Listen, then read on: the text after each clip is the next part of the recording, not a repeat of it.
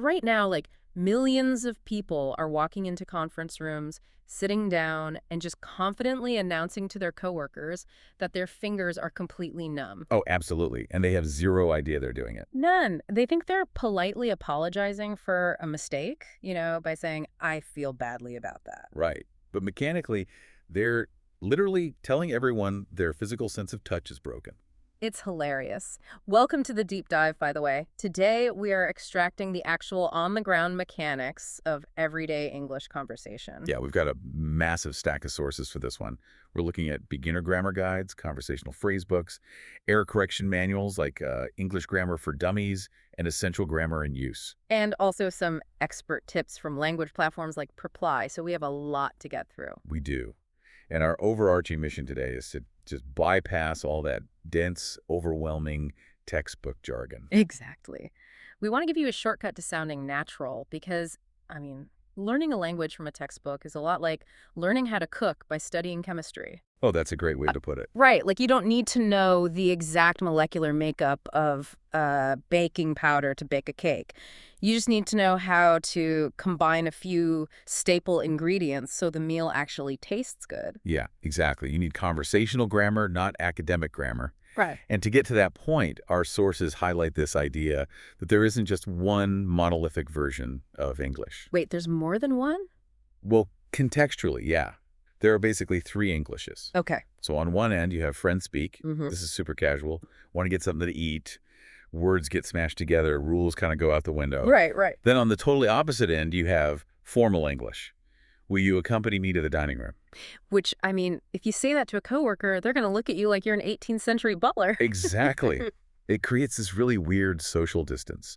So the sweet spot, the one we are focusing on today, is that middle ground, conversational English.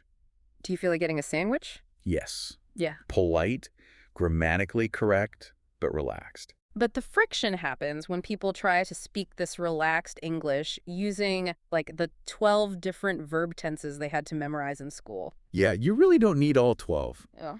To operate in that conversational space, you only really need 4 workhorse tenses. Just 4? Okay. Yep. Simple present for habits, present continuous for right now, simple past for finished actions, and present perfect for past actions that affect the present. Okay, I'm going to push back on that a little bit. Sure, go ahead. Do we seriously even need all 4? If I just want to grab a coffee or chat at work, can I just use the simple present for everything and let context figure it out? Well, Like if I say I work, people know I have a job. they know you have a job, sure. But if you only rely on the simple present, you are going to cause so much confusion. Really? How so? Because you're stripping away the social cues. The difference between I work and I am working isn't just about time, it's about boundaries. Interesting. Okay, map that out for me. So, say I walk up to your desk and ask if you want to get lunch. If you reply, I work. Which is the simple present. Right. Mechanically, that's a general fact. So it sounds like you're just randomly reminding me that you're an employed person. Oh, wow. Yeah, it sounds super defensive. Like, yes, I work. Why are you asking? Exactly. It's the wrong social cue. But if you use the present continuous and say, I am working, it completely changes. Yeah. You're saying, my hands are on the keyboard right now. It's polite, but it sets a boundary. Like, I'm busy. Spot on. Okay, so the grammar does the heavy lifting for the social interaction. That makes sense. But knowing those rules and actually using them in real time, that's a different story. Oh, yeah. Processing those rules word by word while someone is staring at you is just way too slow. Which is why we have conversational shortcuts. And I love this concept from the sources. Sentence patterns. Yes, sentence patterns are huge. Instead of building every sentence from scratch, you just deep learn these core phrases like, are you sure? Or as far as, or how come? Right, because native speakers don't build language word by word. They chunk it. Exactly. I like to think of them as like Lego base plates. Oh, I like that. You know those big green squares you use to build a Lego house? The pattern is your base plate. It's pre-built. It's grammatically perfect, and all you have to do is snap your own vocabulary words on top. So you take the base plate, do you mind if I, and you just open the window or sit here. And boom, you just unlocked hundreds of correct sentences with 0 mental math. It's so efficient. Yeah. And another shortcut to sounding natural, which is honestly mandatory, not just slang, is using contractions. Right, shrinking the words down. Yeah. Saying I am or it is Hmm. in a casual chat just sounds incredibly robotic. We use I'm, it's, I'd. Because English has that stress-timed rhythm. Exactly. We They- squash the grammatical glue words so we can emphasize the important information. And actually, this brings up one of my favorite tips from the Essential Grammar and Use source about active listening. Oh, the echo Yes, it's questions. such a simple trick to show you're engaged. If someone says, I'm writing a book, and you just say, cool, the conversation just dies. Yeah, it forces the other person to do all the work. But if you bounce the verb back as a tiny question like, ooh, are you, or have you instantly sound fluent and interested. Let's actually show how this works. I'll make a statement, and you do the echo. Okay, hit me. I bought a new car yesterday. Did you? I've never been to Paris. Haven't you? I'm gonna quit my job. Are you? See, it's so effortless. I feel validated, and you barely had to think of anything to say. It's the best hack for small talk. Ah, But as great as these shortcuts are, there are still those tiny little words that trip everyone up. prepositions. Prepositions. They are notoriously awful to learn. Using in, on, and it feels like just guessing most of the time. Why are they so difficult across different languages? Well, because they're incredibly abstract. They describe space and time and different cultures, just conceptualize reality differently. Right, they never map one-to-one. Never. But the English logic actually has a pretty clean geometric hierarchy if you look closely. Okay, let's break that down. Let's start with at. So at is for very specific points in time or space. Mhm. It's zero-dimensional. You say at 9 p.m. or at the mall. You're a single dot on a map or a clock. Got it. And then we move up a dimension to on. Exactly. On is for surfaces. So physically a book is on the table. But temporally we treat days as surfaces too. So it's on Monday. Oh, that makes so much sense. Tuesday is a surface. Yep. And then finally you expand to 3 dimensions with in. Mhm. In is for enclosed spaces or really large periods of time. So in Japan, in the living room, in 2025. So a month is a container. In July. Exactly. Once you see the geometry, it's so much easier. It really is. But, sometimes the trap isn't the geometry. Sometimes it's just us trying to sound smarter than we are. Which brings us back to our intro.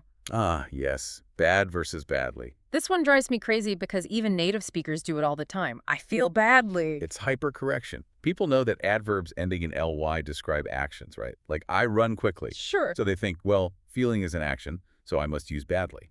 But they're misunderstanding how the verb feel actually works there. Right. Feel, in that sentence, is a linking verb. It acts like an equal sign, connecting the subject to its state of being. So the equation is basically I equals bad. Exactly. And since I is a pronoun, a noun, you have to use an adjective, bad. If you say, I feel badly, you're saying your physical mechanism of feeling your nerve endings are performing poorly. Which is just so funny when you picture it. And there's another massive pothole caused by people trying to sound fancy, the whole between you and I thing. Oh, I hear this constantly in corporate settings. Yes. Because in elementary school, you say, me and Jim went to the store, and the teacher yells at you, no, it's Jim and I. Right, so we get traumatized into thinking, and I is always the smart way to say it. But it completely breaks the grammar rules here, right? It does, because between is a preposition. And the hard rule is that prepositions must be followed by object pronouns. Me, him, her, us. Like, you wouldn't say, give the report to I. Exactly, you say to me. So following that exact same rule, it has to be between you and me. Anything else is just sacrificing actual grammar for fake prestige. That's such a good way to phrase it, fake prestige. Now, moving on from English rules, the Perplysource brings up this really dangerous category of mistakes. Direct translation traps. Oh, these are fascinating when you try to force your native language's logic into English. Yes. And the classic one is directional verbs, like lend versus borrow. Right, you'll hear learners ask, can you borrow me your pen? Because in a lot of languages, it's just one word for that whole interaction, right? Exactly. They rely on context to show who's giving and who's receiving. But English splits the concept entirely based on direction. The vector of movement. Yep. If the object is moving away from you, you are lending. You lend to someone. But if it's moving toward you, you are borrowing. You borrow from someone. So the physical flow dictates the word you use. Exactly. But then there are times where the cultural context dictates the vocabulary, like saying congratulations on someone's birthday. Which is such an awkward social moment. It is. Because in a lot of languages, one word covers all happy events. Why does English separate them? because the English word congratulations has a huge bias toward merit and achievement. Ah, so it requires effort. Right. You don't get congratulated just for existing. You graduate, you buy a house, you get promoted, you applied effort, so you get congratulations. But a birthday is just, Yeah, you survived another year. exactly. It's the passive passage of time. So we just say, happy birthday, or offer good wishes. That makes total sense. And we see another weird categorization thing with medicine. In a lot of places, you eat a painkiller. Right, but English categorizes ingestion based on purpose. We ate for nourishment or pleasure. Like eating a pizza. Exactly. But medicine is an instruction or a regimen, so the designated verb is take. You take a pill just like you take advice or take action. Interesting. Okay, I have to bring up the most tragic vocabulary mistake. Oh. The ed versus egg adjectives. Bored versus boring. Oh, the cell phone? Yes. When a learner is sitting around with nothing to do and says, I am so boring today. Which literally means, I am a tedious person who puts people to sleep. Right, so what's the actual mechanical rule there? The ed ending describes your internal feeling. I'm bored. But the ig ending describes the external source causing the feeling. So the movie is boring, therefore I am bored. Exactly. Mixing those up completely changes your personality to the listener. It really does. Okay, last strap before we wrap up. Double negatives. I didn't mean nobody. Right. In Romance languages, stacking negatives emphasizes the absence. It makes it stronger. But English treats negatives like a math problem. A negative times a negative equals a positive. Exactly. So if you say, I didn't meet nobody, that didn't flips the polarity, you are technically saying you met somebody. So you have to use anybody. I didn't meet anybody. Yep. You need an inclusive pronoun to keep it negative. Okay, so bringing this all together, navigating conversational English isn't really about rigid textbook perfection at all. Not at all. It's about knowing your context. Right. Using those three Englishes appropriately. Right, and relying on sentence patterns so you don't stall out, utilizing contractions, and just dodging those translation trapdoors like lend versus borrow. But, our sources actually leave us with this really provocative thought about all these rules. Oh, yeah? They point out that nobody, literally no one speaks perfect English 100% of the time. Especially native speakers. Right. Millions of executives confidently say, between you and I, in meetings every day, millions use double negatives constantly. Which raises a really interesting question. If language is defined by the people who speak it, at what point does a common grammar mistake stop being an error and just become the new rule? It's so true. I mean, we have historical proof of this. Think about the word you. Oh, yeah, the pronoun. Right. Originally, you was strictly plural. If you were talking to one person, you had to say thou. Right. So saying you to one person was basically a massive grammatical failure. It was seen as super uneducated. But people just kept doing it. And eventually the dictionaries had to give up. The mistake became the absolute rule, and thou basically disappeared. It just proves that language isn't some fragile thing we have to protect in a museum.